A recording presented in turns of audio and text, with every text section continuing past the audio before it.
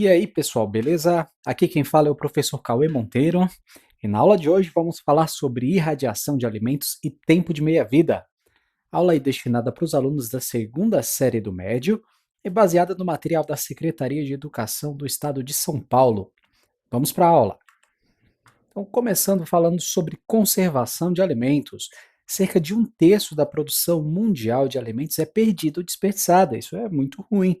O objetivo da ONU é reduzir essas perdas para equilibrar a oferta e demanda de alimentos.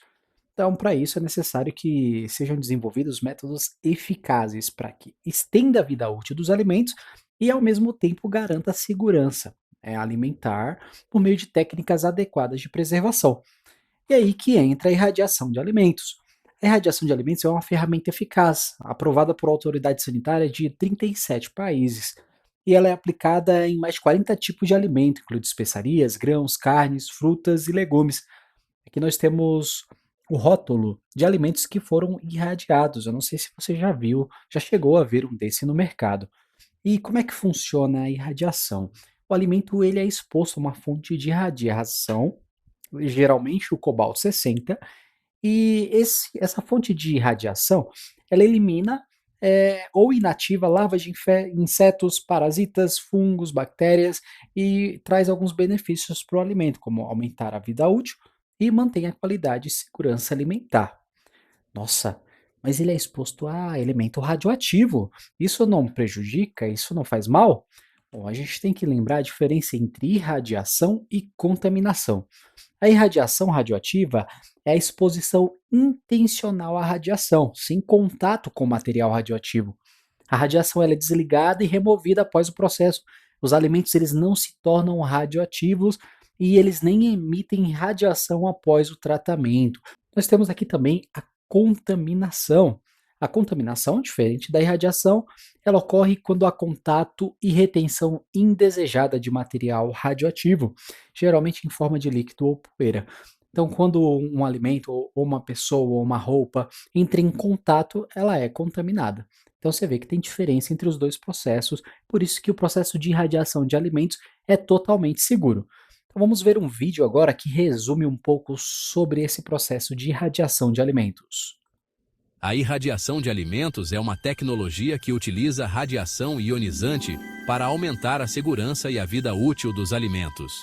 Este processo é amplamente utilizado em diversos países e tem se mostrado eficaz na redução de patógenos e pragas alimentares. Vamos entender melhor como funciona e quais são seus benefícios. Você sabia que cerca de um terço de toda a produção de alimentos no mundo é desperdiçada? Esse dado alarmante nos leva a uma questão essencial: como podemos evitar tantas perdas e garantir a segurança alimentar?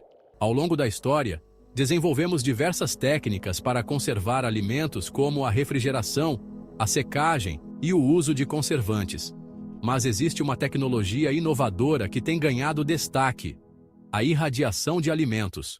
A irradiação de alimentos envolve a exposição dos produtos a uma quantidade controlada de radiação ionizante. Este processo é capaz de eliminar bactérias, vírus e outros organismos nocivos, sem comprometer a qualidade nutricional dos alimentos. Além disso, a irradiação pode prolongar a vida útil dos produtos, reduzir o desperdício e garantir uma maior segurança alimentar.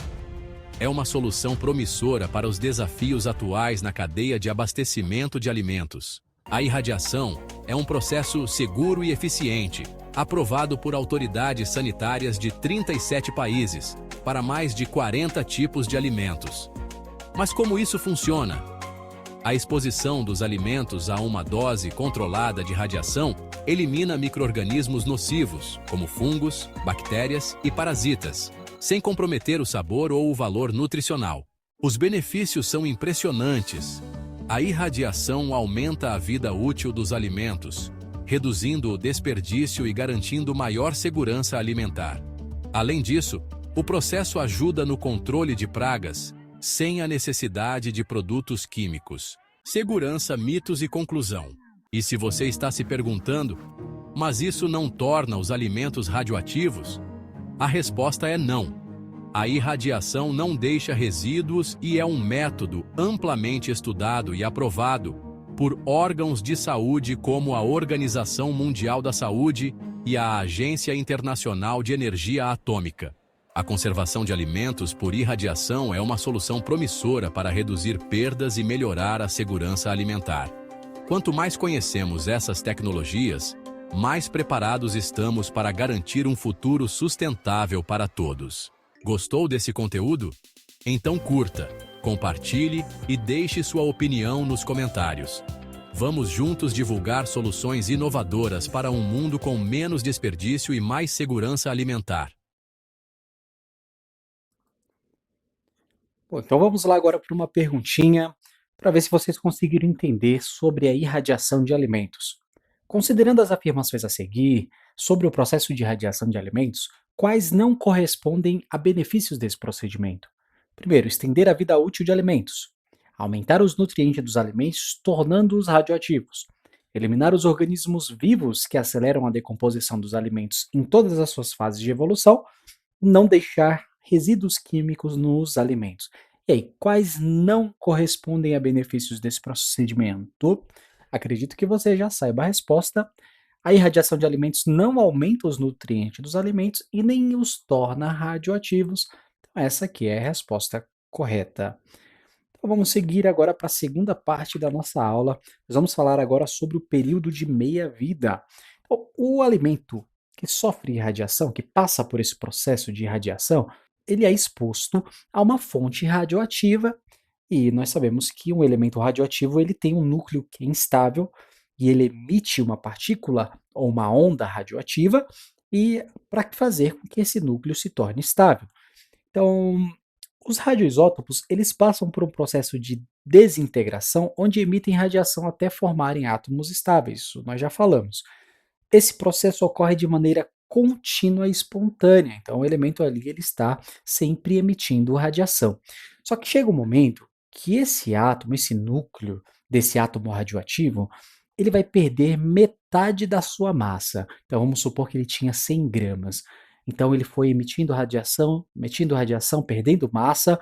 Quando ele perder metade, ou seja, ficar com 50, ele atingiu o que a gente fala de meia-vida, ou período de semidesintegração, que é o tempo necessário para que a metade dos núcleos radioativos presentes em uma amostra sofra decaimento radioativo, ou seja, para que uma amostra radioativa se reduza à metade. Então aqui nós temos a fórmula do tempo de meia-vida. Então esse N é a quantidade final de massa, que geralmente é o que uma questão ela vai solicitar. Nós temos aqui a quantidade de massa inicial, este meio referente à meia-vida, certo? Porque ele vai perder metade depois de determinado período de tempo. Nós temos o Tzinho aqui em cima, que é o expoente, que é o tempo total de período analisado. E o T meio é a meia-vida, beleza?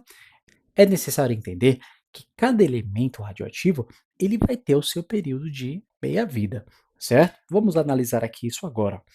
Por exemplo, o carbono 15, ele tem 2,4 segundos de meia-vida, ou seja, ele demora só este tempo para perder metade da sua massa. Então, nós podemos analisar no gráfico aqui de exemplo, o átomo, o núcleo do átomo, ele está com 100% da sua massa. Quando passar uma meia-vida, ele vai ficar com 50%. Passar duas meia-vidas, ele fica aqui com 25%. E assim sucessivamente, ele sempre vai perdendo metade. E cada tempo desse que ele perde metade da sua massa é chamado de meia-vida, ok? Vamos agora seguir um exemplo para tentar fixar esse conceito. Então imagine um radioisótopo com a meia-vida de 250 anos. Qual é a porcentagem que permanecerá radioativa após 1000 anos de exposição desse material? Então aqui nós temos a tabelinha que vai relacionar o tempo em anos. Então, nós sabemos que em mil anos nós temos 4 tempos de 250. Certo? Então passou o primeiro tempo de 250 anos, o elemento radioativo vai perder metade da sua massa, ficou com 50%. Passa o segundo tempo de meia-vida, ele perde mais metade, fica com 25%. Passa o terceiro, perdeu mais metade. Passou o quarto e último tempo de meia-vida, ele vai ficar com 6,25%. Nós também podemos aplicar a fórmula nesse caso aqui, mas nós vamos utilizar apenas essa segunda metade, porque a questão ela não pede para nós calcularmos qual é a massa final do elemento, e nem nos dá a massa inicial para fazermos isso, ele apenas quer a porcentagem. Então nós utilizamos apenas essa segunda parte. Nós pegamos aqui a parte referente à meia-vida, e ao tempo total e ao tempo de meia-vida. Então, o tempo total é 1000 anos. O tempo de meia-vida deste radioisótopo em específico é 250. Faz a divisão do expoente ali em cima. Você vai ficar meio elevado a 4. Você resolve aqui distribuindo o expoente, você vai ficar com 1/16. Faz a divisão, você chega a 0,0625. Multiplica por 100 para transformar em porcentagem e você vai chegar aí na porcentagem em massa. Então vamos aí para o nosso segundo exercício, nosso segundo exemplo. O período de semidesintegração de um elemento radioativo usado em tratamento radioterápico é de 140 dias. Após 560 dias, 80 gramas desse elemento serão reduzidos para... E agora um desafio aí para você. Pausa o vídeo e tenta resolver essa questão utilizando a fórmula da meia-vida. Bom? E aí, conseguiu? Vamos lá, primeiro passo que a gente vai fazer é anotar os dados. A meia-vida é 140 dias, o tempo total 560, a massa inicial desse elemento é 80 gramas e a massa final é o quanto ele vai ser reduzido, é o que a gente quer descobrir. Então, aplicando na fórmula e substituindo os dados, nós vamos ter aqui que a massa final vai ser igual a massa inicial vezes meio, elevado ao tempo total, que é 560, dividido pela meia-vida, que é 140. Então, você vai dividir aqui o expoente, você vai encontrar o expoente igual a 4. Nós temos 4 tempos de meia-vida.